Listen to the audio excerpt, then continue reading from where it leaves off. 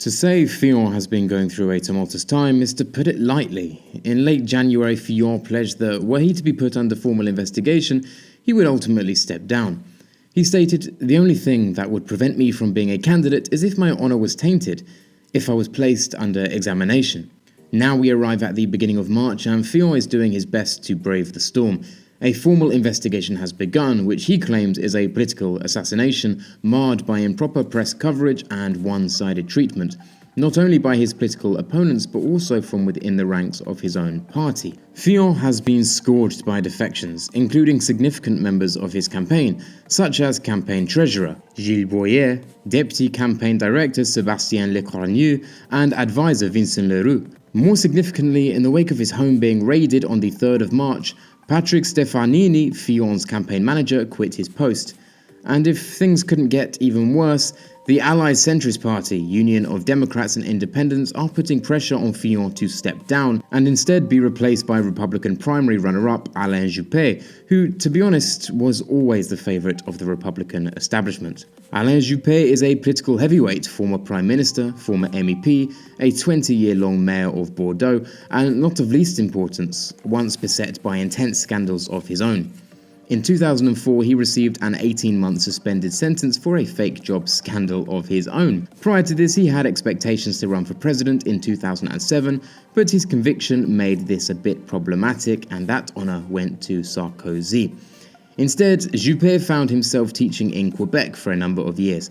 Oddly enough, he has returned to France and been warmly welcomed by many. A poll released recently has shown that were he the Republican nominee, he would reach the second round and face off against Le Pen. At present, the same cannot be said for Fillon, who is losing to Macron. Despite all of this, on the 6th of March, Juppe stated emphatically, once and for all, he would not be running for the presidency. In terms of polls, for Fillon, 71% of the French believe that he should step down from the race. This doesn't mean he's dead in the water, far from it, and we should be careful before counting him out entirely. He can still draw crowds. Sunday the 5th of March saw, according to Fillon's own estimates, 200,000 people gather in Paris for a landmark rally. Fillon, defiantly and with an uncharacteristic charisma, declared, "Nobody can prevent me from being a candidate." If they had wanted Alain Juppé's project, they would have voted for Alain Juppe in that election.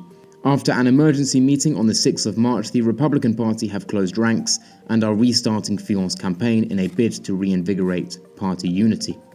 What we've seen with Fillon is fascinating. He began as somewhat of an aristocrat, calm and reasoned, the polar opposite of what we could call a populist. Indeed, French paper The Express even referred to him as the anti-Trump candidate, and was largely considered to be a viable answer to Le Pen, who at first seemed bound to win against a fractured left. Now Fillon is fighting. He's becoming bombastic, resilient, and against the establishment, who he sees as unanimously behind Macron. He's called out magistrates, he's called out the media, and even the political establishment, who he's criticised for derailing democracy in trying to put Juppe in his place. Is Fillon a populist then? Well, that's probably going a bit far, and really, he's just been backed into a corner, forced to fight for survival. But this all does raise one interesting question. Say he does get eliminated in the first round. It is customary for the runners-up to pledge their support for one of the two remaining candidates in the second round. Could we see Fillon sticking two fingers up to the establishment and urging his followers to vote for Le Pen instead of Macron? It's very possible and could potentially sway the election. While Fillon has been dealing with defections and strife, Emmanuel Macron has formed an alliance with the French centre. François Bayrou, who The Guardian dubs the perennial third man in French politics, has agreed not to stand for election this year and instead has backed Macron. This isn't insignificant. Normally the French centre allies with the political right, although this changed in 2012 when Bayrou declared his support for Hollande over the incumbent Sarkozy. Bayrou has competed in 3 presidential elections in a row, and in 2007 managed to obtain the not insignificant vote share of 18%. He's the leader of the democratic movement, which has its roots in the UDF, the Union for French Democracy. His democratic movement in some ways mirrors the talking points of Macron in wanting to overcome the left-right divide, being staunchly pro-European and possessing an anti-corruption message. Indeed, Bayrou said his chief reason for joining forces with Macron was the recent scandals erupting in French politics and the, in his opinion, terrifying prospect of Le Pen coming to power. He stated, "Never in the past 50 years has the democracy in France known such a situation," and remarked that the major and immediate threat for our country and Europe was a Marine Le Pen-led government. Bayrou was predicted to take around 6% of the vote. We can be fairly certain that this will now be transferred to Macron.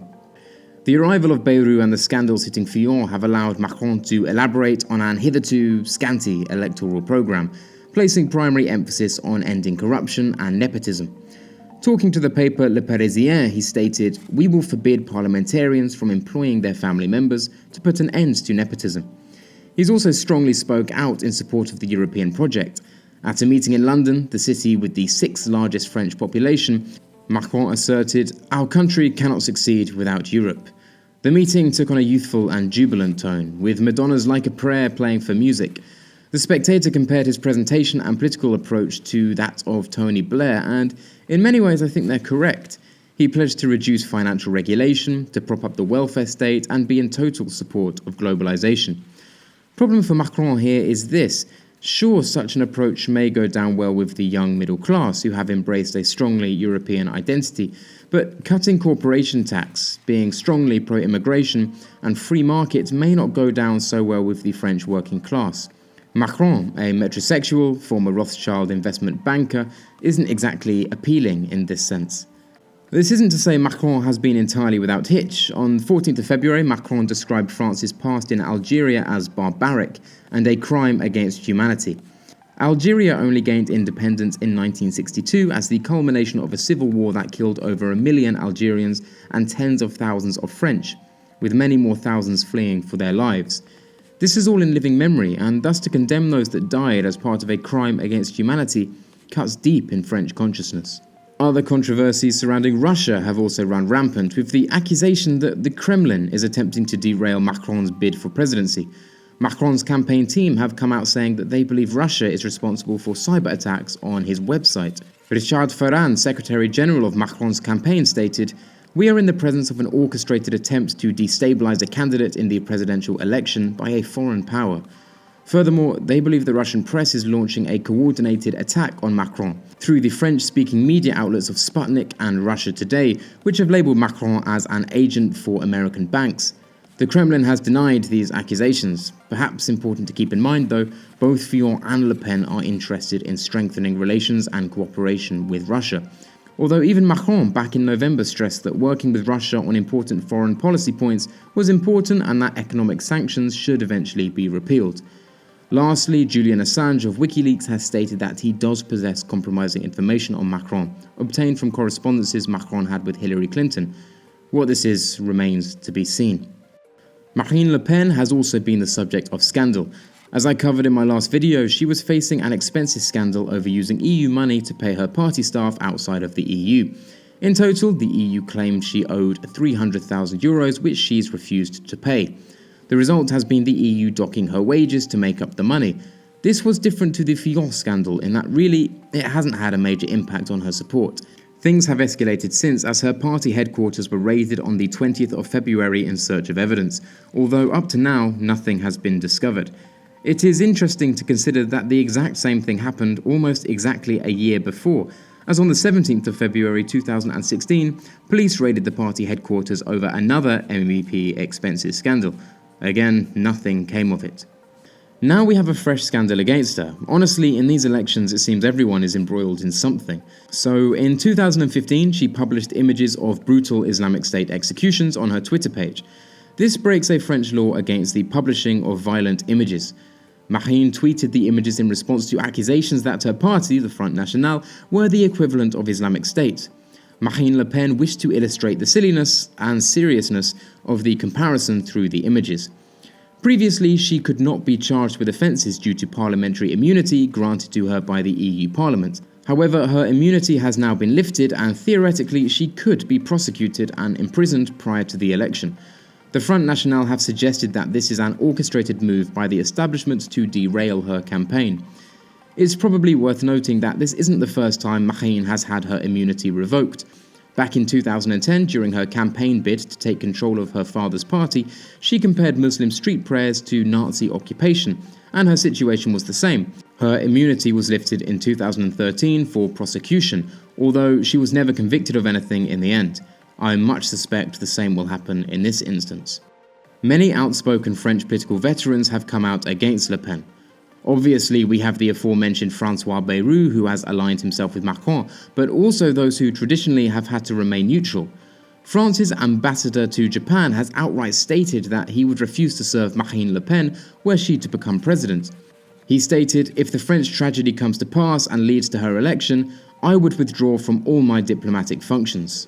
Even members of the Socialist Party have rejected their own candidate Benoît Hamon in favour of Macron for the sole purpose of combating Le Pen. Former Socialist Mayor of Paris, Bertrand Delanoë, has publicly sided with Macron, arguing that France is caught in great danger. It is possible that in 2 months the far-right ideology and methods will be governing France. That haunts me. We must give support to the candidate who can beat Marine Le Pen.